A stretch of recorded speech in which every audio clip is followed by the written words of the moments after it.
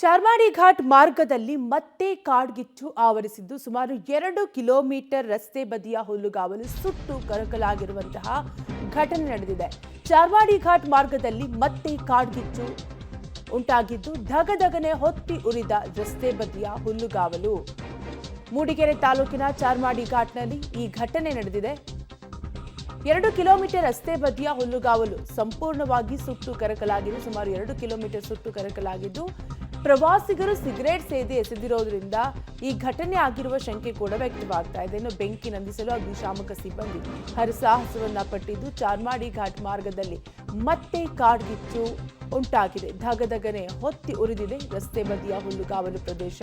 ಮೂಡಿಗೆರೆ ತಾಲೂಕಿನ ಚಾರ್ಮಾಡಿ ಘಾಟ್ನಲ್ಲಿ ಈ ದಾರುಣ ಘಟನೆ ಸಂಭವಿಸಿದ್ದು 2 ಕಿಲೋಮೀಟರ್ ರಸ್ತೆ ಬದಿಯ ಹುಲ್ಲುಗಾವಲು ಸಂಪೂರ್ಣವಾಗಿ ಸುಟ್ಟು ಕರಕಲಾಗಿದೆ.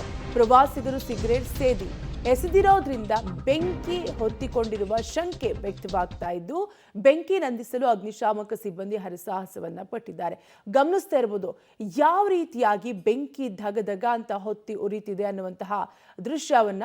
ಕಂಪ್ಲೀಟ್ ಆಗಿ ಕಾಡ್ಗಿಚ್ಚು ಆವರಿಸಿದ್ದು ಸ್ಥಳಕ್ಕೆ ಅಗ್ನಿಶಾಮಕ ಸ್ಥಳದವರು ಕೂಡ ಭೇಟಿ ನೀಡಿ ಬೆಂಕಿಯನ್ನ ನಂದಿಸುವ ಪ್ರಯತ್ನವನ್ನು ಕೂಡ ಮಾಡಿದ್ರು. ಸೊ ಪ್ರವಾಸಿಗರು ಸಿಗರೇಟ್ ಸೇದಿ ಎಸೆದಿರೋದ್ರಿಂದ ಈ ಬೆಂಕಿ ಕಾಣಿಸಿಕೊಂಡಿದೆ ಅನ್ನುವಂತಹ ಶಂಕೆ ಕೂಡ ವ್ಯಕ್ತವಾಗ್ತಾ ಇದೆ.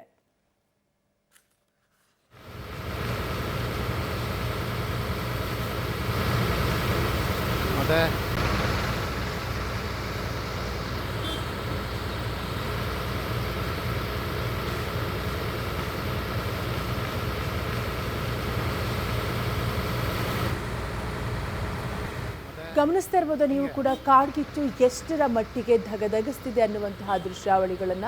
ಇನ್ನು ಮತ್ತೊಂದು ಕಡೆ ಅಗ್ನಿಶಾಮಕ ಸಿಬ್ಬಂದಿ ಸ್ಥಳಕ್ಕೆ ಆಗಮಿಸಿ ಬೆಂಕಿಯನ್ನು ನಂದಿಸುವ ಕಾರ್ಯವನ್ನು ಕೂಡ ಮುಂದುವರಿಸಿದ್ದಾರೆ.